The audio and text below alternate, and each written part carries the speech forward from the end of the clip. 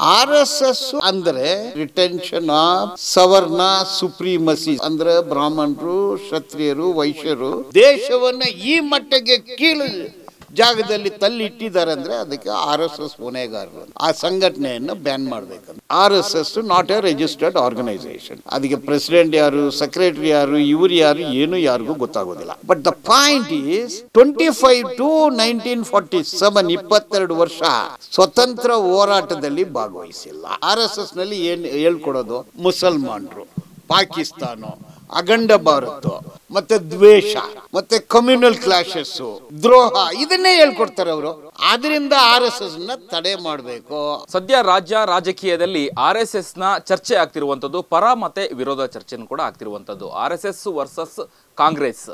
RSS ನ ban ಮಾಡಿದ್ರೆ ಕಾಂಗ್ರೆಸ್ಸಿಗೆ ಏನು ಲಾಭ ಅನ್ನುವಂತಹ ಚರ್ಚೆನೂ ಕೂಡ ಈಗ ಸದ್ಯ ಕೇಳ್ತಿರುವಂತದ್ದು. ಈ ಬಗ್ಗೆ ಮಾತನಾಡಲಿಕ್ಕೆ ನಮ್ಮೊಂದಿಗೆ ಹಿರಿಯ ವಕೀಲರಾದಂತಹ ಎಸ್ ಬಾಲನವರಿದ್ದಾರೆ. RSS ನ ಚರ್ಚೆಗಳ ಬಗ್ಗೆ, ಪರ ಮತ್ತು ವಿರೋಧದ ಬಗ್ಗೆ ಅವ್ರನ್ನೇ ನಾವು ಮಾತನಾಡಿಸ್ತಾ ಹೋಗೋಣ. ಸರ್, ಈಗಾಗಲೇ ಏನು ಸದ್ಯ ರಾಜ್ಯ ರಾಜಕೀಯದಲ್ಲಿ RSS ನೇ ಚರ್ಚೆ ಆಗ್ತಿರುವಂಥದ್ದು. ಬ್ಯಾನ್ ಮಾಡಬೇಕು, ಪಥಸಂಚಲನ ನಡಿಬಾರ್ದು, ಅಥವಾ ನಡಿಬೇಕು ಅಂತ ಹೇಳಿದರೆ ಅನುಮತಿನ ಪಡ್ಕೊಳ್ಬೇಕು, ಸರ್ಕಾರಿ ಸ್ಥಳಗಳಲ್ಲಿ RSS ನ ಚಟುವಟಿಕೆಗಳೇ ನಿರ್ಬಂಧ ಮಾಡಬೇಕು ಅಂತ ಹೇಳಿ ಕಾಂಗ್ರೆಸ್ ಯಾಕೆ ಟಾರ್ಗೆಟ್ ಮಾಡಿದೆ ಅನ್ನುವಂತಹ ಚರ್ಚೆ ಈಗ BJP ಮತ್ತು JDS ಮತ್ತು ಕಾಂಗ್ರೆಸ್ನಲ್ಲೂ ಕೂಡ ಚರ್ಚೆ ಆಗ್ತಿರುವಂಥದ್ದು. ನಿಮ್ಮ ಅಭಿಪ್ರಾಯ ಏನು ಅಂತ ನೋಡಿ. ಈಗ ಸರ್ಕಾರದಲ್ಲಿ ಒಂದು ಅಧಿಸೂಚನೆ ಆಗಿದೆ. ಅದ್ರ ಪ್ರಕಾರ ಸರ್ಕಾರಿ ಜಾಗದಲ್ಲಿ RSS ಶಾಖೆಗಳು ಚಟುವಟಿಕೆಗಳು ಮಾಡಬಾರ್ದು ಅಂದು ಒಂದು ಅಧಿಸೂಚನೆ. ಅಂದರೆ ಆದೇಶ ಪಡೆದು ಮಾಡಬೇಕೋ ಹಂಗಂಗೆ ಮಾಡೋಕ್ಕೆ ಬರೋಲ್ಲ ಅಂತ ಮಾಡಿದ್ದಾರೆ. ಸೊ ಅದನ್ನು ಸ್ಪೈನ್ಲೆಸ್ ಆರ್ಡರ್ ಅಂತೀನಿ. RSSನವರು ಸರ್ಕಾರಿ ಜಾಗದಲ್ಲಿ ಮುಜರಾಯಿ ದೇವಸ್ಥಾನಗಳಲ್ಲಿ ಮಾಡಬಾರ್ದು ಯಾಕೆ ಅನ್ನೋದು ಪ್ರಶ್ನೆ. ಈಗ ಕರ್ನಾಟಕ ಸರ್ಕಾರ ತಮಿಳುನಾಡು ಹಿನ್ನೆಲೆ ಪ್ರಕಾರ ಅಲ್ಲಿ ಏನು ಮಾಡಿದಾರೋ ಅದನ್ನು ನೋಡಿ ಸ್ಟಡಿ ಮಾಡಿ RSS ಶಾಖೆಗಳು, RSS ಚಟುವಟಿಕೆಗಳು ಸರ್ಕಾರಿ ಶಾಲೆಗಳಲ್ಲಿ, ಸರ್ಕಾರಿ ಜಾಗದಲ್ಲಿ, ಮುಜರಾಯಿ ದೇವಸ್ಥಾನಗಳ ಹತ್ರ ಮಾಡಬಾರ್ದು ಅನ್ನೋದು ಮಾಡಿದ್ದಾರೆ. ಬಟ್ ಅದು ಹಾಫ್ ಹ್ಯಾಂಡೆಡ್ ಆಗಿ ಮಾಡಿದ್ದಾರೆ ಅಂತ ಕಾಣ್ತಾ ಇದೆ. ಅಂದರೆ ಪರ್ಮಿಷನ್ ಇಲ್ಲದೆ ಮಾಡಬಾರ್ದು, ಅಂದರೆ ಪರ್ಮಿಷನ್ ತಗೊಂಡು ಮಾಡ್ಬೋದು ಅಂದು ಆಯಿತು. ಸೊ ಅದನ್ನೇ ಹಾಫ್ ಹ್ಯಾಂಡೆಡ್ ಅಂತೀನಿ ನಾನು. ಅದು ಸರಿಯಾದ ಆದೇಶ ಅಲ್ಲ. RSSಗೆ ಆ ಥರ ಅನುಮತಿ ಎಲ್ಲಿ ಕೊಡಬಾರ್ದು ಅಂತ ಹೇಳ್ತೀನಿ, ನನ್ನ ಒಪಿನಿಯನ್. ರೀಸನ್ ಏನು?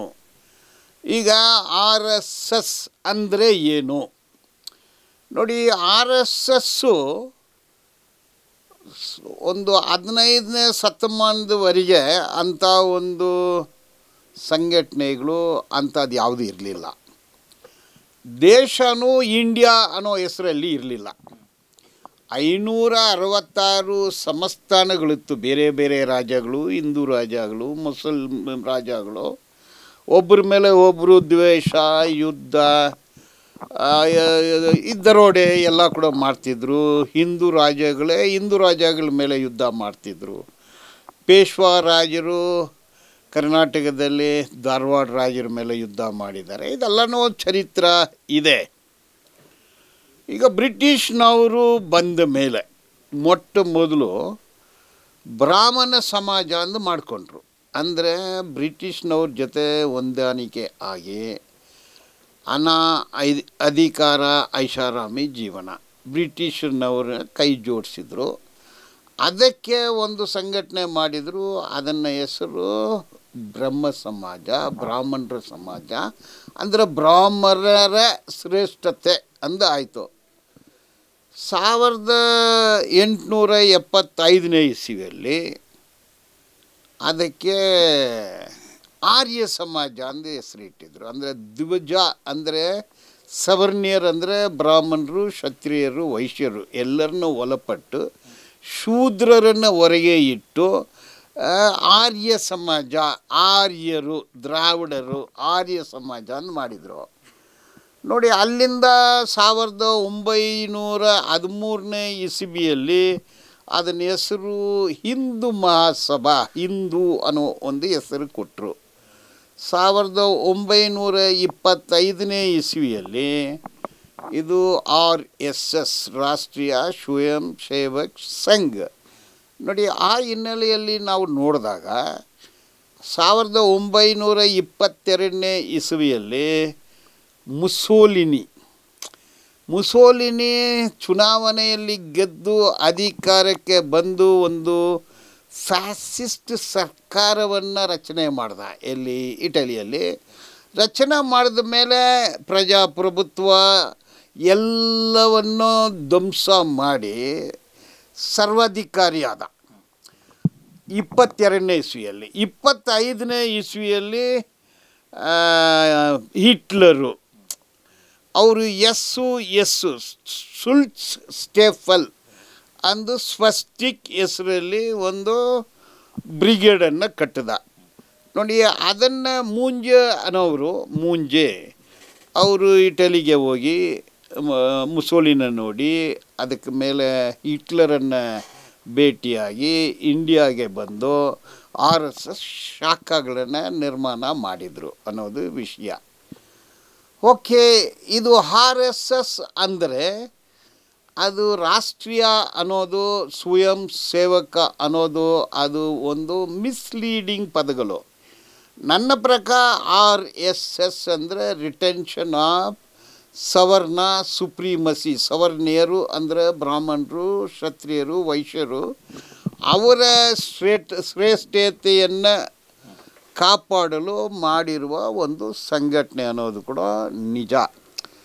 ನೋಡಿ, ಹಿಟ್ಲರು 1933ನೇ ಇಸ್ವಿಯಲ್ಲಿ ಅಧಿಕಾರಕ್ಕೆ ಬಂದು 45ನೇ ಇಸ್ವಿಯಲ್ಲಿ ಅಲ್ಲಿ ನಾಜಿ ಪಾರ್ಟಿನೂ ಹೋಯ್ತು, ಹಿಟ್ಲರು ಆತ್ಮಹತ್ಯೆ ಮಾಡಿಕೊಂಡು ಸತ್ತ. ಅದೇ ರೀತಿ ಮುಸೋಲಿನಿನ ಅಲ್ಲಿ ಕ್ರಾಂತಿ ಬಂದು ಮುಸೋಲಿನ ಹ್ಯಾಂಗಿಂಗ್ ಮಾಡ್ತಾರೆ. ಅಂದರೆ RSS ಇವರ ಬ್ಯಾಕ್ಗ್ರೌಂಡ್ ನೋಡಿದರೆ ಅವರು ಏನು ಹಿಟ್ಲರು ಮಕ್ಕಳು ಅಥವಾ ಮುಸೋಲಿನಿ ಮೊಮ್ಮಕ್ಕಳು. ಸೊ ಇವ್ರದ್ದು ಎಲ್ಲನೂ ಗೋಲ್ವಾಲ್ಕರು, ಮೂಂಜೆ, ಹೆಡ್ಗೇವರು ಮತ್ತು ಸವರ್ಕರ್ ಇವರೆಲ್ಲ ಅಲ್ಲಿದ್ದು ಕಾಪಿ ಮುಡಿಯೋದೆ. ಈಗ ಇದರಲ್ಲಿ ಹಿಂದುತ್ವ, ಬ್ರಾಹ್ಮಣತ್ವ, ಸವರ್ಣೀಯರು, ಸನಾತನ ಧರ್ಮ, ವರ್ಣಾಶ್ರಮ ಧರ್ಮ ಇದೆಲ್ಲ ಪದಗಳು ಹೇಳ್ತಾರೆ. ಸೊ ನೀವು ಈಗ ಇವರ ಬರವಣಿಗೆಗಳಲ್ಲಿ ಅವರ್ ನೇಷನ್ ವುಡ್ ಅನ್ನೋ ಪುಸ್ತಕದಲ್ಲಿ ಬಂಚ್ ಆಫ್ ಥಾಟ್ಸಲ್ಲೆಲ್ಲ ಓದಿದರೆ ಅವ್ರು ಏನು ಹೇಳ್ತಾರೆ ಅಂದರೆ ಹಿಂದೂಸ್ ಆರ್ ಎ ನೇಷನ್ ಅಂದರೆ ಇಂಡಿಯನ್ ನೇಷನ್ ಅವರು ಒಪ್ತಾ ಇಲ್ಲ. ಹಿಂದೂಗಳು ಎಲ್ಲೆಲ್ಲ ಇದ್ದಾರೆ, ಅವರೆಲ್ಲ ಸೇರಿ ಒಂದು ದೇಶ ಅಂತಾರೆ. ಹಿಂದೂಸ್ ಆರ್ ಎ ನೇಷನ್ ಅಂತಾರೆ. ನೀವು Hindus are a nation, Hindus ಯಾರು? ಹಿಂದೂ ಧರ್ಮ ಅನ್ನೋ ಒಂದು ಧರ್ಮ ನಮ್ಮ ದೇಶದಲ್ಲಿ ಇರಲಿಲ್ಲ. ವೈಷ್ಣವ ಧರ್ಮ ಇತ್ತು, ಮತ್ತು ಶೈವ ಧರ್ಮ. ಶೈವ ಅಂದರೆ ಶಿವ, ವೈಷ್ಣವ ಅಂದರೆ ವಿಷ್ಣು. ನೋಡಿ, ವೈಷ್ಣವ ಶಿವ, ಶಕ್ತಿ ಅನ್ನೋದು ವೈಷ್ಣವ ಶೈವನೇ. ಶಕ್ತಿ ಅನ್ನೋದು ದುರ್ಗಾ, ಕಾಳಿ, ಲಕ್ಷ್ಮೀ, ಸರಸ್ವತಿ ಅಂದರೆ ಡೈಟೀಸ್, ಈ ದೇವತೆ. ಸೊ ಶಕ್ತಿ ಅನ್ನೋದು ಶೈವ ವೈಷ್ಣವನೇ, ಅಂದರೆ ಹಿಂದೂ ಅನ್ನೋದು ಇರಲಿಲ್ಲ. ನೋಡಿ, ಹಿಂದೂ ಅನ್ನೋ ಒಂದು ಹೆಸರನ್ನು ವಿಲಿಯಂ ಜೋನ್ಸ್ ಆ ಹೆಸರನ್ನು ಕೊಟ್ಟಿದ್ದ ವರ್ಷ 1799, ಕೊಟ್ಟಿರೋ ಜಾಗ ಕಲ್ಕತ್ತಾ. ಸೊ ಹಿಂದೂ ಅನ್ನೋ ಹೆಸರನ್ನು ಮೊದಲು ಬಳಸಿದ್ದು ವಿಲಿಯಂ ಜೋನ್ಸ್. ಆ ಥರ ಒಂದು ಧರ್ಮ ಈ ದೇಶದಲ್ಲಿ ಇಲ್ಲವೇ ಇಲ್ಲ. ನೋಡಿ, ಇಲ್ಲೇ ಶೈವ, ವೈಷ್ಣವ, ಶಕ್ತ, ಇದು 3 ದೇವರುಗಳು, ದೇವತೆಗಳು.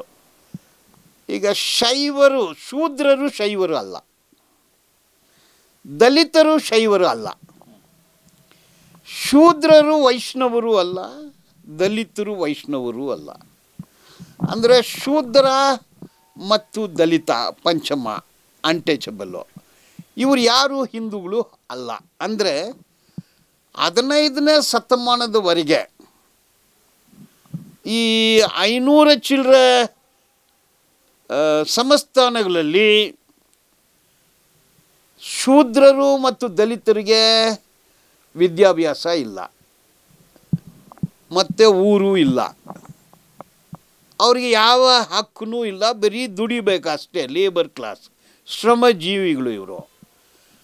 ನೋಡಿ, ಅದು ದೊಡ್ಡ ಹಿಸ್ಟ್ರಿ. ಇದು ಹಿಸ್ಟ್ರಿ ಅಲ್ಲ, ಇದು ದೊಡ್ಡ ಒಂದು ಕಾಂಟ್ರವರ್ಷಿಯಲ್ ನಿಜ. ಅದು ಅಂದರೆ 15ನೇ ಶತಮಾನದವರೆಗೆ ನೋಡಿ 85% ಜನರು ಅಂದರೆ ಶ್ರಮಜೀವಿಗಳು, ಶೂದ್ರರು, ಲೇಬರಿಂಗ್ ಕ್ಲಾಸು, ಬಂಡೆ ಒಡೆಯೋರು, ಕಟ್ಟಡ ಕಟ್ಟೋರು, ದೇವಸ್ಥಾನಗಳ ಕಟ್ಟೋರು, ಊರನ್ನು ಕಟ್ಟೋರು, ಇಡೀ ಅರಮನೆಗಳನ್ನು ಕಟ್ಟೋರು, ದುಡಿಯೋರು, ವ್ಯವಸಾಯ ಮಾಡೋರು, ಕುರಿ ದನ ಮೇಯಿಸೋರು, ತುಪ್ಪ ಬೆಣ್ಣೆ ತಯಾರಿ ಮಾಡೋರು, ಆರ್ಟಿಸಾನ್ಸ್, ಇವ್ರಿಗೆ ಯಾವುದೇ ಹಕ್ಕಿಲ್ಲ. ಈ ಥರ ದೇಶದಲ್ಲಿ till 15th century no Discovery. ಬ್ರಾಹ್ಮಣರು ಸಮುದ್ರವನ್ನು ದಾಟಿ ಎಲ್ಲಿ ಹೋಗಂಗಿಲ್ಲ. ಅದು ಹಿಂದೂ ಧರ್ಮ ಹಿಂದೂ ಧರ್ಮ ಅಲ್ಲ, ವೈಷ್ಣವ ಧರ್ಮ, ಶೈವ ಧರ್ಮ ಹಂಗೆ ಹೇಳುತ್ತೆ. ಸೊ ಅದರಿಂದ ಆಸ್ಟ್ರಾನಮಿ ನೋಡಿ, ಈಗ ಭೂಮಿ ಮತ್ತು ಗ್ರಹ, ಸೂರ್ಯ, ಚಂದ್ರ, ನಕ್ಷತ್ರ, ಇದರ ಬಗ್ಗೆ ಕಂಡುಹಿಡಿದಿದ್ದು ಪೈಥಾಗರಸ್, ಗಲೀಲಿಯೋ, ಡಾಲಮಿ, ಕೋಪರ್ನಿಕಸ್, ಗಲೀಲಿಯೋ. ಸೊ ಇವರು ಕಂಡುಹಿಡಿದ್ರು. ಇದರಲ್ಲಿ ಈ ಶೈವರು ಮತ್ತು ವೈಷ್ಣವರು ಏನೂ ಕಂಡುಹಿಡ್ದಿಲ್ಲ. ಅದು ಬರ್ತೀನಿ. ಸೊ ಇದು ಒಂದು ಇದೇ ಸನಾತನ ಧರ್ಮ. ಅಂದರೆ ಹುಟ್ಟಿದಾಗಲೇ ಮೇಲು ಜಾತಿ, ಹುಟ್ಟಿದಾಗಲೇ ಕೀಳು ಜಾತಿ. ಆಯಿತಾ? ಇಲ್ಲಿಂದ ಬ್ಯಾಕ್ಗ್ರೌಂಡ್ ಬರುತ್ತೆ ಅದು. ಈಗ ಈ ದೇಶದಲ್ಲಿ ಈ ಕ್ಷತ್ರಿಯರು, ವೈಷ್ಣವರು ಮತ್ತು ಬನಿಯಾಗಳು, ಇವರು ಬ್ರಿಟಿಷ್ ಬಂದಾಗ ಅವ್ರ ಜೊತೆ ಇದ್ದರು, ಡಚ್ ಬಂದಾಗ ಅವ್ರ ಜೊತೆ ಇದ್ದರು, ಪೋರ್ಚುಗೀಸ್ ಬಂದಾಗ ಅವ್ರ ಜೊತೆ ಇದ್ದರು, ಮೊಘಲ್ಸ್ ಬಂದಾಗ ಅವ್ರ ಜೊತೆ ಇದ್ದರು, ಲೋಧಿ ಬಂದಾಗ ಅವ್ರ ಜೊತೆ ಇದ್ದರು. ಅಂದರೆ ಎಲ್ಲಿ ಅಧಿಕಾರ, ಹಣ, ಐಷಾರಾಮಿ ಜೀವನ ಇತ್ತೋ ಅಲ್ಲೇ ಹೋಗಿ ಸೇರಿಕೊಂಡ್ರು ಸವರ್ಣೀಯರು. ಇದು ಹಿಸ್ಟರಿ. ಸೊ ಈ ಹಿನ್ನೆಲೆಯಲ್ಲಿ 1925ನೇ ಇಸ್ವಿಯಲ್ಲಿ ಇವರ ಶ್ರೇಷ್ಠತೆ, ಯಾರು ಬ್ರಾಹ್ಮಣರು, ಕ್ಷತ್ರಿಯರು, ವೈಶ್ಯರು ಅಂದರೆ ಸವರ್ಣೀಯರು ಶ್ರೇಷ್ಠತ್ವಕ್ಕೋಸ್ಕರ ಒಂದು ಸಂಘಟನೆ. ಅದು ಆ ಸಂದರ್ಭದಲ್ಲಿ ಬ್ರಿಟಿಷ್ ಕಾನೂನಿತ್ತು, ನೋಂದಣಿ ಮಾಡಿಲ್ಲ. RSS not a registered organisation. ಅದಕ್ಕೆ ಪ್ರೆಸಿಡೆಂಟ್ ಯಾರು, ಸೆಕ್ರೆಟರಿ ಯಾರು, ಇವರು ಯಾರು, ಏನು ಯಾರಿಗೂ ಗೊತ್ತಾಗೋದಿಲ್ಲ. But the point is 25 to 1947 22 ವರ್ಷ ಸ್ವತಂತ್ರ ಹೋರಾಟದಲ್ಲಿ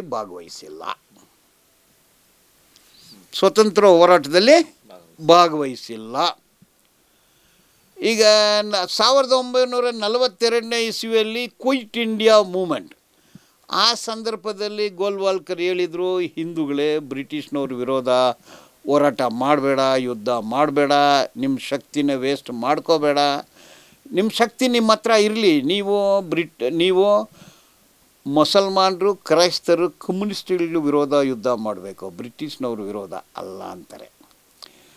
ಅಂದರೆ ಈ ಪೀಕಲ್ಲಿ ಸ್ವತಂತ್ರ ಹೋರಾಟ ಪೀಕಲ್ಲಿ ಇತ್ತಲ್ಲ, ಆ ಸಂದರ್ಭದಲ್ಲಿ RSS ಬ್ರಿಟಿಷ್ನವ್ರ ಜೊತೆ ಇದ್ದರು. ಅಂದರೆ ಸ್ವತಂತ್ರ ಹೋರಾಟದಲ್ಲಿ ಅವರು ಭಾಗವಹಿಸಿಲ್ಲ ಅನ್ನೋದೇ ವಿಷಯ. ಬಟ್ ಬ್ರಿಟಿಷ್ನವ್ರ ಜೊತೆ ಎಲ್ಲನೂ ಅನುಭವಿಸಿದ್ರು. ಶಾಸಕಾಂಗ, ಕಾರ್ಯಾಂಗ, ನ್ಯಾಯಾಂಗ, ಇದು ಮೂರರಲ್ಲಿನೂ ಅವರು ಬ್ರಿಟಿಷ್ನವ್ರ ಜೊತೆಯಲ್ಲಿ ಇದ್ದರು. ಈಗ ಬೆಂಗಳೂರಲ್ಲಿ ನೋಡಿ, ಮೆಜೆಸ್ಟಿಕ್ ಕಡೆ ಎಲ್ಲ ಬ್ರಿಟಿಷ್ನವ್ರು ಹೋದ ಮೇಲೆ ಅವ್ರ ಬಿಲ್ಡಿಂಗು, ಅವರ ಪೊಸಿಷನ್ಸ್ ಎಲ್ಲನೂ ಇವ್ರ ಕೈಗೆ ಹೋಯ್ತು. ಅಂದರೆ ಬ್ರಿಟಿಷ್ನವ್ರ ಕೈಯಿಂದ ಸವರ್ಣೀಯರ ಕೈಗೂ ಹೋಯ್ತು, ಅವರ್ಣೀಯರ ಕೈಗೆ ಏನೂ ಬಂದಿಲ್ಲ. ಈಗ ನೋಡಿ, ಇಡೀ 1947, ಈಗ 2025, ಇವತ್ತುವರೆಗೆ ದೇಶ ಹೆಂಗೆ ರಚನೆ ಆಗಿದೆ, ದೇಶ ರಚನೆ ಆಗಿರೋದು. ಒಂದು ಊರಂದು ನೋಡಿದರೆ ಊರಲ್ಲ, ಒಂದು ಕೇರಿ ಇರುತ್ತೆ, ಅಲ್ಲಿ ಮುಟ್ಟಿದರೆ ಮೈಲಿಗೆ. ದಲಿತರು ಇರೋ ಜಾಗ ಕೇರಿ. ಅಂದರೆ ಹಲವಾರು ಲಿಸ್ಟೆಡ್ ಕಮ್ಯುನಿಟೀಸ್ ಕೇರಿಗಳಲ್ಲಿ, ಮಾದಿಗರಿರಲಿ, ಒಳೆಯರಿರಲಿ, ಆದಿ ದ್ರಾವಿಡರಿರಲಿ, ಏನೇನೋ ಹೆಸರುಗಳು, ಇವರೆಲ್ಲ ಕೇರಿನಲ್ಲಿ ಇರ್ತಾರೆ. ಈಗ ಬ್ರಾಹ್ಮಣರು ಎಲ್ಲಿದ್ದಾರೆ? ಅವರು ಶೈವರಿರಲಿ, ವೈಷ್ಣವರಿರಲಿ ಅಗ್ರಹಾರದಲ್ಲಿದ್ದಾರೆ. ಕೇರಿನಲ್ಲಿ ಇರೋರನ್ನ ಅಗ್ರಹಾರದ ಒಳಗಡೆ ಸೇರಿಸೋದೇ ಇಲ್ಲ. ಊರು ಸಪ್ರೇಟ್ ಇದೆ, ಊರು ಒಳಗಡೆನೂ ಇವ್ರನ್ನ ಬಿಡ್ತಾ ಇಲ್ಲ. ಅಂದರೆ ಕೇರಿ, ಅಗ್ರಹಾರ ಊರು. ಇದು ಇವತ್ತಿಗೂ ನಾರ್ತ್ ಈಸ್ಟ್ ಬಿಟ್ಟರೆ ಬೇರೆ ಮಧ್ಯಪ್ರದೇಶ, ಉತ್ತರ ಪ್ರದೇಶ, ರಾಜಸ್ಥಾನ, ಮಹಾರಾಷ್ಟ್ರ, ಒರಿಸ್ಸಾ, ಕರ್ನಾಟಕ, ತಮಿಳುನಾಡು, ಆಂಧ್ರ ಎಲ್ಲ ಕಡೆನೂ ಅಲ್ಲಿ ಊರಂದರೆ ಒಂದಲ್ಲ, ಅದು 3, 4, 5. ಹರಿಜನ ಕಾಲನಿ ಸಪ್ರೇಟು, ಗಿರಿಜನ ಕಾಲನಿ ಸಪ್ರೇಟು, ಊರು ಸಪ್ರೇಟು, ಬ್ರಾಹ್ಮಣರ ಕಾಲನಿ ಸಪ್ರೇಟು. ಈಗ ಬ್ರಾಹ್ಮಣರು ಈ ಥರ ರಚನೆ ಆಗಿದೆ. ನೆಕ್ಸ್ಟು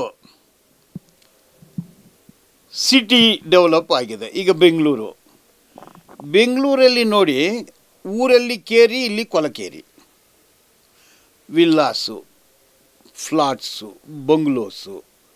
ಈಗ ಬಂಗ್ಲೋಸು, ವಿಲ್ಲಾಸು, ಪ್ಲಾಟ್ಸಲ್ಲಿ ಸವರ್ಣಿಯರು ಇರ್ತಾರೆ, ಸ್ಲಮ್ಗಳಲ್ಲಿ ಅವರ್ಣಿಯರು ಇರ್ತಾರೆ. ಯಾವುದಾದ್ರು ಬೆಂಗಳೂರಲ್ಲಿ ಸುಮಾರು 1400 ಸ್ಲಮ್ಗಳಿದೆ. ಅದರಲ್ಲಿ ಸುಮಾರು 44 ಲಕ್ಷ ಜನ ಬಾಳ್ತಾ ಇದ್ದಾರೆ. ಎಲ್ಲಿನೂ ಒಬ್ಬ ಸವರ್ಣಿಯರು ಎಲ್ಲಿಲ್ಲ. ಸ್ಲಮ್ಮಲ್ಲಿ ಇರೋದು ಒಂದು ಅಲ್ಪಸಂಖ್ಯಾತರು, ಅಥವಾ ಮೋಸ್ಟ್ ಬ್ಯಾಕ್ವರ್ಡ್ ಕ್ಲಾಸು, ಅಥವಾ ಮೋಸ್ಟು ದಲಿತ್ಸ್ ಮಾತ್ರ ಇದ್ದಾರೆ. ಈಗ ಪ್ರಾಪರ್ಟಿ, ಈಗ ಜ್ಯುವೆಲ್ರಿ ಬಿಸ್ನೆಸ್, ಅದು ಬನಿಯಾಗಳ ಹತ್ರನೇ ಇರುತ್ತೆ. Capital formation also based on communities. Okay, ಸ್ವತಂತ್ರ ಬಂದು ಈಗ 77 ವರ್ಷ ಆಯಿತು ನೋಡಿ. 77 ವರ್ಷದಲ್ಲಿ ಈಗ ಜುಡಿಷಿಯರಿ 60 to 70% ಜುಡಿಷಿಯಲ್ ಆಫೀಸರ್ಸು ಬರೀ ಬ್ರಾಹ್ಮಣರೇ ಇದ್ದಾರೆ. ಅದು ಬಿಟ್ಟರೆ ನೆಕ್ಸ್ಟು ಕ್ಷತ್ರಿಯರು ಇರ್ತಾರೆ, ವೈಶ್ಯರು ಇರ್ತಾರೆ. ದಲಿತ್ಸು ಬ್ಯಾಕ್ವರ್ಡ್ ಕ್ಲಾಸು ಒಂದು 7-8% ಮೇಲೆ ಇಲ್ಲ. ಅಂದರೆ ಜುಡಿಷಿಯರಿ, ಅದು ಸುಪ್ರೀಂ ಕೋರ್ಟ್ ಇರಲಿ, ಹೈಕೋರ್ಟ್ ಇರಲಿ, ಲೋಯರ್ ಕೋರ್ಟ್ ಇರಲಿ, ಅವ್ರದ್ದೇ ಡಾಮಿನೇಷನ್ ಇದೆ. IAS, IPS, IB ಇದೆಲ್ಲ ಕೂಡ ಅವ್ರ ಕಂಟ್ರೋಲಲ್ಲೇ ಇದೆ. ಈಗ ಗವರ್ನರ್ಸು 27 ಜನ ಗವರ್ನರ್ಸ್, 25 ಜನ ಬ್ರಾಹ್ಮಣರೇ ಇದ್ದಾರೆ, 2 ಬ್ಯಾಕ್ವರ್ಡ್ ಕ್ಲಾಸ್ ಇದ್ದಾರೆ. ಫಾರಿನ್ ಅಂಬಾಸಿಡರ್ಸ್ 140 ಜನ, 140 ಜನನೂ ಅವರೇ ಇದ್ದಾರೆ. ಈಗ ಬಿಸ್ನೆಸ್ ಅಂದರೆ ಅಂಬಾನಿ, ಅದಾನಿ ಎಲ್ಲನೂ ಅವ್ರ ಕಂಟ್ರೋಲಲ್ಲೇ ಇದೆ. ಯಾವ ರೀತಿಯಾಗಿ ಹೋಲಿಕೆ ಆಗುತ್ತೆ? ಅದೇ ಈ RSSನವರು ಇದನ್ನೇ ಮೇಂಟೈನ್ ಮಾಡೋಕ್ಕೆ ಮಾಡ್ತಾ ಇದ್ದಾರೆ. ಅವ್ರ ಸಿದ್ಧಾಂತ ಎಲ್ಲ ಸವರ್ಣಿಯರ ಸುಪ್ರೀಮಸಿ. RSSನವರು ಈಗ ಪಥಸಂಚಲನ ನಡೀತಾ ಇದೆ.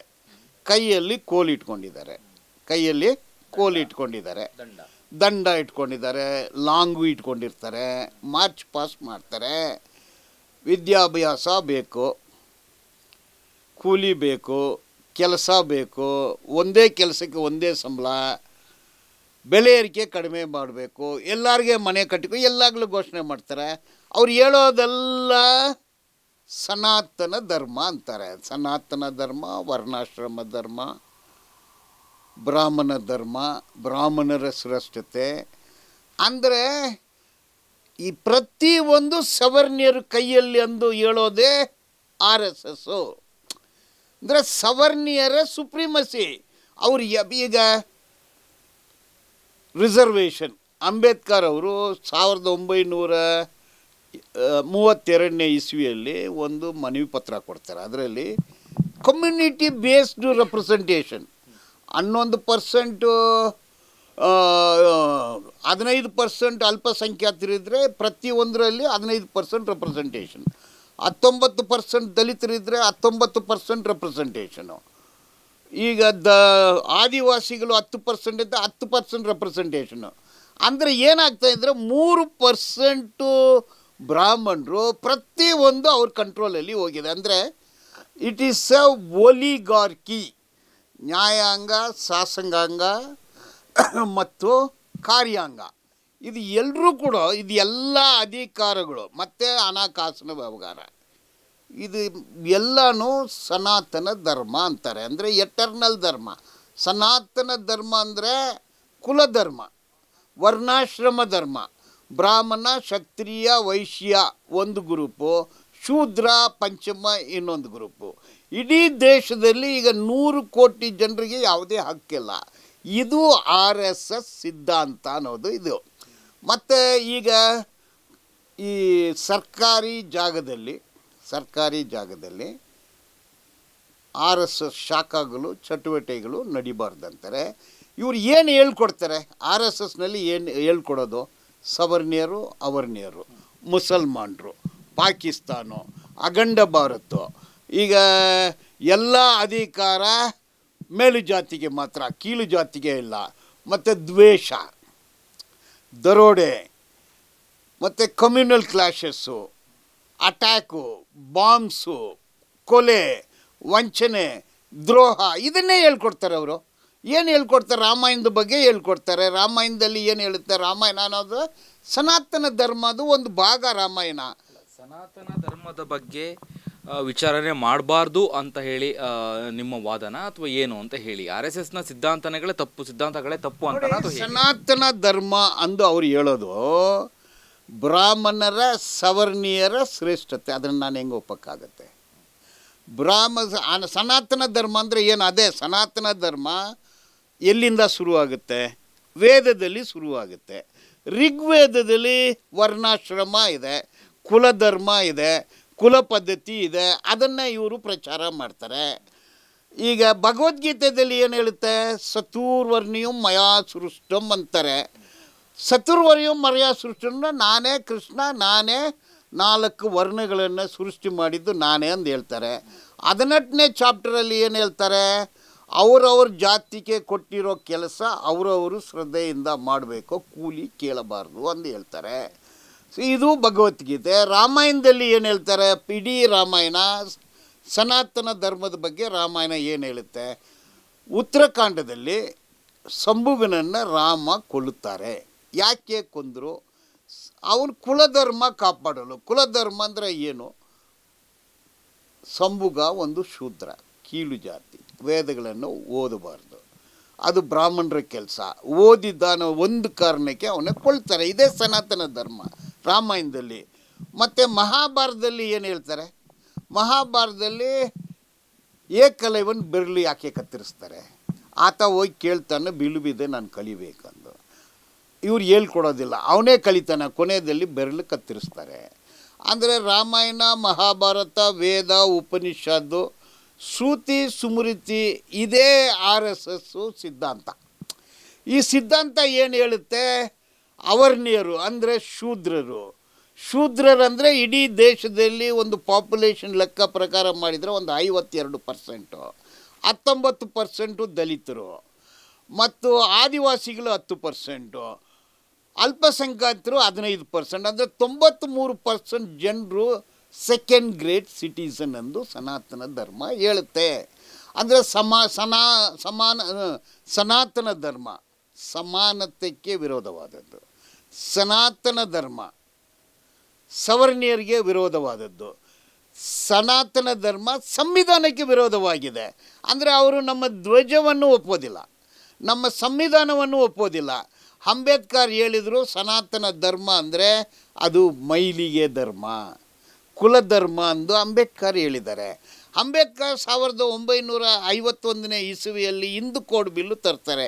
ಮಹಿಳೆಯರಿಗೆ divorce, restitution of conjugal rights, ಪ್ರಾಪರ್ಟಿನಲ್ಲಿ ಶೇರು, ಇದು ಎಲ್ಲನೂ ಅಧಿಕಾರ ಅವರು ಬರೆದಾಗ ಅವ್ರ ಪ್ರತಿಮೆ ಇಟ್ಟು ಚೊಪ್ಲಿನಲ್ಲಿ ಹೊಡಿದ್ರು. ಇವರು ನಮ್ಮ ಸಂವಿಧಾನಕ್ಕೆ ವಿರೋಧವಾಗಿ 2001ನೇ ಇಸವಿಯಲ್ಲಿ ನಾಗ್ಪುರಲ್ಲಿ 3 ಜನ RSSನವರು ನಮ್ಮ ದೇಶದ ಧ್ವಜನ್ನು ಆರ್ಸೆಕಲ್ಲಿ ಹೋಗ್ತಾರೆ. ಅವ್ರನ್ನ ಬಂಧಿಸಿ ಹೊಡೆದು ಅವ್ರನ್ನ ಜೈಲಿಗೆ ಹಾಕಿದರು. ಅಂದರೆ ದೇಶದ ಧ್ವಜಕ್ಕೆ ವಿರೋಧ, ಅಂದರೆ ಅವರ್ಣೀಯರು ಹಕ್ಕುಗಳಿಗೆ ವಿರೋಧ. ಈಗ ಕಾನ್ಸ್ಟಿಟ್ಯೂಷನಲ್ಲಿ ಏನಿದೆ ಸಮಾನತೆ article 14, 15, 16, 17 untouchability in any form is an offence ಅಂದಿದೆ. ಇದಕ್ಕೆ RSS ವಿರೋಧವಾಗಿ ಹೇಳ್ಕೊಡ್ತಾರೆ. ಆದ್ದರಿಂದ ಈ ಸ್ಕೂಲ್ ಮಕ್ಕಳನ್ನು ಅವ್ರನ್ನ ಸೇರಿಸಿ ಅವ್ರ ತಲೆಯಲ್ಲಿ ವಿಷವನ್ನು ತುಂಬಿಸ್ತಾರೆ. ವಿಷವನ್ನು ತುಂಬಿಸ್ತಾರೆ ಅಂದರೆ ಇಡೀ ಮುಸಲ್ಮಾನರಿಗೆ ವಿರೋಧವಾಗಿ ಹೇಳ್ಕೊಡ್ತಾರೆ. ಅವರಿಗೆ ಹಕ್ಕು ಇಲ್ಲ ಅಂತಾರೆ, ದಲಿತರಿಗೆ ರಿಸರ್ವೇಷನ್ ಇಲ್ಲ ಅಂತಾರೆ, ಮತ್ತು ಮಂಡಲ್ ಕಮಿಷನ್ ರಿಪೋರ್ಟ್ಗೂ ವಿರೋಧವಾಗಿರ್ತಾರೆ. ಇಡೀ ದೇಶದ ಬೆಳವಣಿಗೆಗೆ ವಿರೋಧವಾದ ಒಂದು ವಾತಾವರಣನ RSSನವರು ಕ್ರಿಯೇಟ್ ಮಾಡ್ತಾರೆ. ಇದು ಇವರ ಚರಿತ್ರ. ಆ ಕಾರಣದಿಂದ RSSನ್ನು ತಡೆ ಕಟ್ಟಬೇಕು. ಅವನು ನಾಟ್ ಓನ್ಲಿ ದ್ಯಾಟ್, ಸ್ವತಂತ್ರ ಹೋರಾಟ ಕಾಲದಲ್ಲಿ ಅವರು ಬ್ರಿಟಿಷ್ನವ್ರ ಜೊತೆ ಇದ್ದರು, ಸ್ವತಂತ್ರ ಹೋರಾಟಗಾರರಿಗೆ ವಿರೋಧವಾಗಿದ್ದರು, ಮಹಾತ್ಮ ಗಾಂಧಿಯನ್ನು ಕೊಂದರು, ಹಲವಾರು ಕಮ್ಯುನಲ್ ಕ್ಲಾಶಸ್ಸು.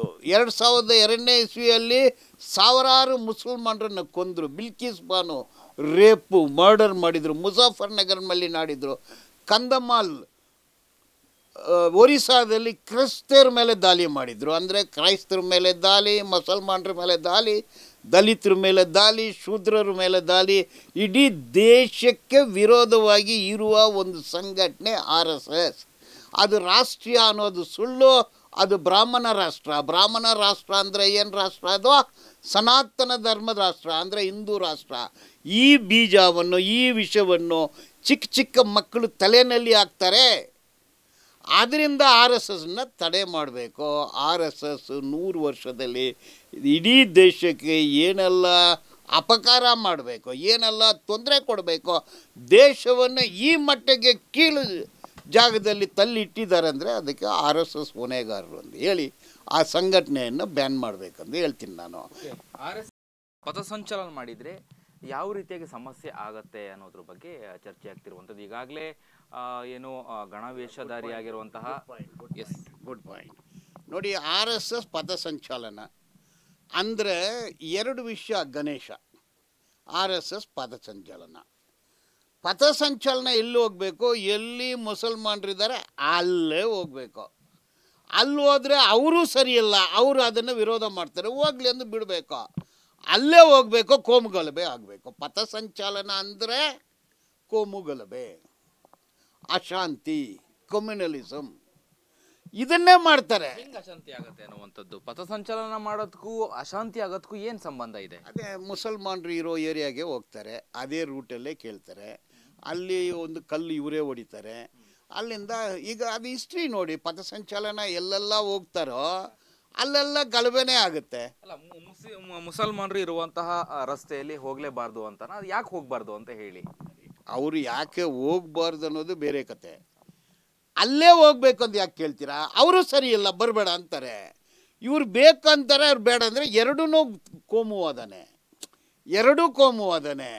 ಅಲ್ಲೇ ಹೋಗ್ಬೇಕು, ಅಲ್ಲೇ ಘೋಷಣೆ ಆಗಬೇಕು, ಅಲ್ಲೇ ಕಲ್ಲು ತೆಗೆದು ಬಿಸಾಕಬೇಕು. ನಾನು ಮೊದಲೇ ಹೇಳ್ದೆ, ಪಥಸಂಚಲನ ಹೋಗ್ತೀರಾ, ಏನಕ್ಕೆ ಹೋಗ್ತೀರಾ ನೀವು? ಏನು ನಿಮ್ಮದು? ಈಗ ನೀವು ಯಾಕಪ್ಪ ಫಸ್ಟ್ ಆಫ್ ಆಲ್ ರಿಜಿಸ್ಟರ್ ಮಾಡಿಲ್ಲ? ಈಗ ಒಂದು political party, CPI, CPM, DMK, Congress, any political party, election commission of ಇಂಡಿಯಾನಲ್ಲಿ ನೀವು ರಿಜಿಸ್ಟರ್ ಮಾಡಬೇಕು, ಟ್ರೇಡ್ ಯೂನಿಯನ್ ರಿಜಿಸ್ಟರ್ ಮಾಡಬೇಕು, ಆರ್ಗನೈಸೇಷನ್ ಸೊಸೈಟಿ ಆ್ಯಕ್ಟಲ್ಲಿ ರಿಜಿಸ್ಟರ್ ಮಾಡಬೇಕು. ನೀವು ಎಲ್ಲಿ ರಿಜಿಸ್ಟರ್ ಮಾಡೋದಿಲ್ಲ, ನೀವು ಅಕೌಂಟು ತೋರಿಸೋದಿಲ್ಲ, ನಿಮ್ಮ ಸಂಘಟನೆ ಬಗ್ಗೆನೂ ತೋರಿಸೋದಿಲ್ಲ. ಯಾಕೆ ಅಂದರೆ it is not an official organisation. ನೀವು ಪಥಸಂಚಲನ ಏನಕ್ಕೆ ಹೋಗ್ತೀರ? ಏನು ಘೋಷಣೆ, ಏನು ಉದ್ದೇಶ ನಿಮ್ಮದು? ಯಾವುದನ್ನು ಹೇಳ್ತೀರಾ ಅಲ್ಲಿ? ನೀವು ಹೇಳೋದು ಸವರ್ಣೀಯರ ಸುಪ್ರೀಮಸಿ ಹೇಳ್ತೀರಾ, ಮುಸಲ್ಮಾನರು ಅಲ್ಪಸಂಖ್ಯಾತರಿಗೆ ವಿರೋಧವಾಗಿ ಹೇಳ್ತೀರಾ. ಏನು ದೇಶಕ್ಕೋಸ್ಕರ ಏನು ನಿಮ್ಮದು ಪಥಸಂಚಲನದಲ್ಲಿ ಏನಕ್ಕೆ ಹೋಗ್ತೀರಾ ನೀವು? ಏನಕ್ಕೆ ಪೆರೇಡ್ ಅದು? ಈಗ ಬೇರೆ ಬೇರೆ ಧರ್ಮದವರು ಕೂಡ ಮೆರವಣಿಗೆ ಹೋಗ್ತಾರೆ. ಅಂದರೆ ಹಬ್ಬಗಳನ್ನು ಮಾಡುವಂಥ ಸಂದರ್ಭದಲ್ಲೂ ಕೂಡ ಮೆರವಣಿಗೆ ಹೋಗುವಂಥದ್ದು ನೋಡಿರ್ತೀವಿ. ಆದರೆ ಹಿಂದೂ, ಮುಸ್ಲಿಮು, ಕ್ರೈಸ್ತರು ಎಲ್ಲರೂ ಕೂಡ ಮೆರವಣಿಗೆ ಹೋಗ್ತಾರೆ. ಈಗ ಅದೆಲ್ಲದೂ ಕೂಡ ಬಂದ್ ಮಾಡ್ಲಿಕ್ಕೆ ಆಗತ್ತಾ? ನೋಡಿ, ಹಿಂದೂ ಬೇರೆ, ಹಿಂದುತ್ವ ಬೇರೆ. ರಾಜಕೀಯ ಉದ್ದೇಶದಿಂದ ಮೆರವಣಿಗೆ ಮಾಡೋದನ್ನು ನಾವು ಒಪ್ಪೋದಿಲ್ಲ. ಈಗ RSS ಪಥಸಂಚಲನ ಹಾಗಾದ್ರೆ ರಾಜಕೀಯ ಉದ್ದೇಶದಿಂದ ಮಾಡ್ತಾರೆ ಅಂತ? RSS ಪಥಸಂಚಲನ ಅಂದರೆ ರಾಜಕೀಯ ಉದ್ದೇಶ, ಸವರ್ಣೀಯರ ರಾಜಕೀಯ, ಸವರ್ಣರ ಅಧಿಕಾರ, ಸವರ್ಣ ಹಣ ಅದು ಆದಿವಾಸಿಗಳಿಗೂ ವಿರೋಧವಾಗಿದೆ. ಅವರು ಆದಿವಾಸಿ ಅಂತ ಹೇಳಲ್ಲ, ವನವಾಸಿ ಅಂತ ಹೇಳ್ತಾರೆ. ಈಗ ಯಾವತ್ತಾಗಲೂ RSS ಕೇರಿ ಚೇರಿ ಒಂದಾಗಬೇಕೆಂದು ಹೋರಾಟ ಮಾಡಿದ್ದಾರೆ. ಕೇರಿ ಚೇರಿ ಒಂದೇ ಅಂತ ಹೇಳಿದ್ದಾರೆ. ಚೇರಿನವರಿಗೆಲ್ಲ ಸವಲತ್ತು ಕೊಡಬೇಕೆಂದು ಹೋರಾಟ ಮಾಡಿದ್ದಾರೆ. ಸ್ಲಮ್ ಡೆವಲಪ್ಮೆಂಟ್ ಮಾಡಬೇಕಂದು ಹೇಳಿದ್ದಾರೆ. ಯಾವುದಾಗಲೂ ವರ್ಕರ್ಸ್ಗೆ ಸಂಬಳ ಜಾಸ್ತಿ ಮಾಡಬೇಕೆಂದು ಹೋರಾಟ ಮಾಡಿದ್ದಾರೆ. ಪ್ರತಿಯೊಂದು ಹಣ, ಅಧಿಕಾರ, ಐಷಾರಾಮಿ ಜೀವನ ಒಂದು ಗುಂಪತ್ರ ಇರಬೇಕಂದು ಅವರ ಉದ್ದೇಶ. ಅದೇ ಸಿದ್ಧಾಂತ. ಆ ಸಿದ್ಧಾಂತವನ್ನು ಹೆಂಗೆ ಒಪ್ಪಕ್ಕಾಗುತ್ತೆ? ಇದು ದೇಶ, ಭಾರತ ದೇಶ. ಭಾರತದಲ್ಲಿ ಹುಟ್ಟಿರೋರು ಎಲ್ಲರೂ ಕೂಡ ಭಾರತೀಯರೇ. ಬಟ್ ಅವ್ರು ಅದನ್ನು ಒಪ್ಪೋಕೆ ತಯಾರಿಲ್ಲ. ನೇಷನ್, ಹಿಂದೂಗಳೇ ಒಂದು ದೇಶ ಅಂತಾರೆ. ಹಿಂದೂಗಳಲ್ಲಿ ಬ್ಯಾಕ್ವರ್ಡ್ ಕ್ಲಾಸು, ದಲಿತರು ಇಲ್ಲ ಅಂತಾರೆ. ಅಂದರೆ ಬ್ರಾಹ್ಮಣರೇ ಒಂದು ದೇಶ, ಇಡೀ ಪ್ರಪಂಚನೇ ಬ್ರಾಹ್ಮಣರಿಗ. ಅದನ್ನೇ ಅವ್ರು ಹೇಳ್ತಾರೆ. ಅವರು ಹಿಂದೂ ರಾಷ್ಟ್ರ ಅಂದರೆ ಏನು? ಬ್ರಾಹ್ಮಣ ರಾಷ್ಟ್ರ, ಸವರ್ಣೀಯರ ರಾಷ್ಟ್ರ. ಅದರಲ್ಲಿ ಕ್ರೈಸ್ತರು ಬೇಡ, ಮುಸಲ್ಮಾನರು ಬೇಡ, ದಲಿತರು ಬೇಡ, ಆದಿವಾಸಿಗಳು ಬೇಡ, ಹಿಂದುಳಿದವರು ಬೇಡ, ಶೂದ್ರರು ಬೇಡ. ಅಂದರೆ ಇದು ಎಂಥ ರಾಷ್ಟ್ರ ಕಟ್ತಾರೆ ಅವರು?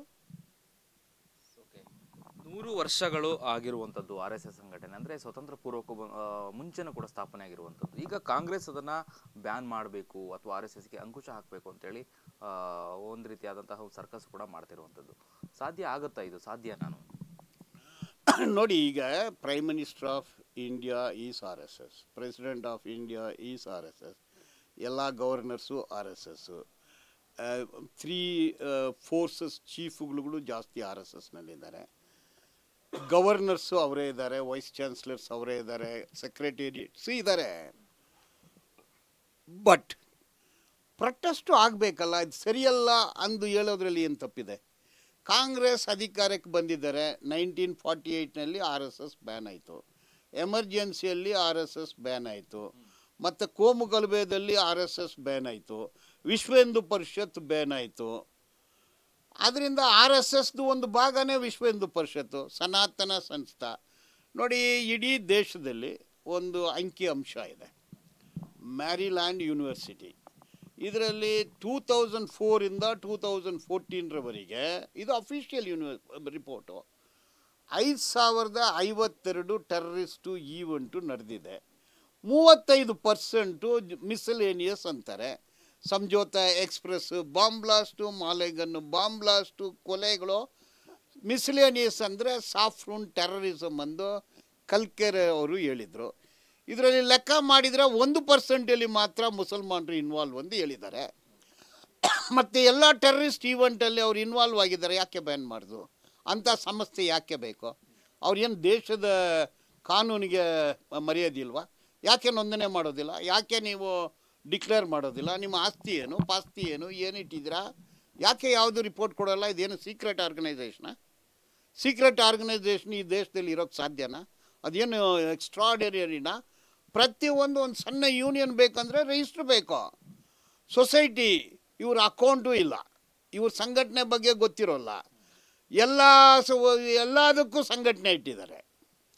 ಅಂದರೆ ಈ RSSಸು ಒಂದು ಸಮಾನತೆ ಮತ್ತು ಸಂವಿಧಾನ, ಕಾನೂನು, ಎಲ್ಲರಿಗೂ ಹಕ್ಕು, ಹುಟ್ಟಿರೋರೆಲ್ಲ ದೇಶದ ಪ್ರಜೆಗಳಿಗೆ ಹಕ್ಕಿದೆ ಅನ್ನೋದಕ್ಕೆ ವಿರೋಧವಾಗಿದ್ದಾರೆ.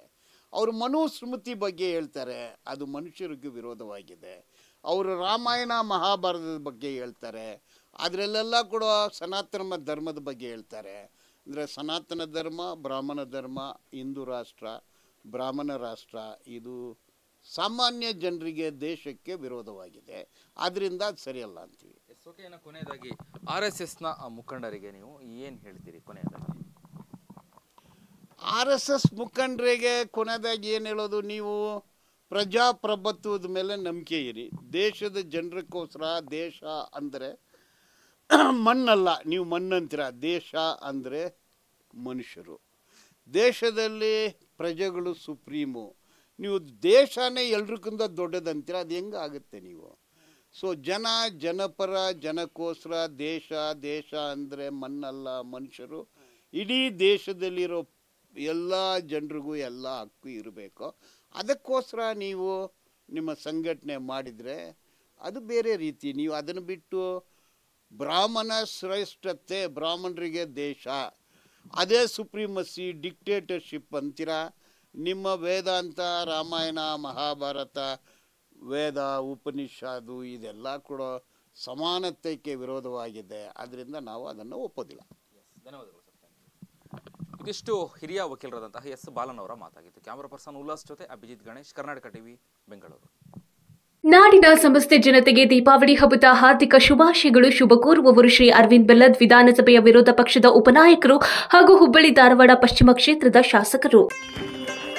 ಈ ದೀಪಾವಳಿಗೆ ಒಳ್ಳೆ ಇನ್ವೆಸ್ಟ್ಮೆಂಟ್ ಹುಡುಕ್ತಾ ಇದ್ದೀರಾ? ಶ್ರೀ ದುರ್ಗಾ ಡೆವಲಪರ್ಸ್ ಪ್ರಾಜೆಕ್ಟ್ಸ್ ಅಲ್ಲಿ residential layouts, residential apartments, commercial spaces ಎಲ್ಲಾ ಫ್ಯಾಮಿಲಿಗೆ ಪರ್ಫೆಕ್ಟ್ ಆಗಿದೆ. Safe locations, modern amenities, bright future assured ಮತ್ತು ಬಹಳಷ್ಟು.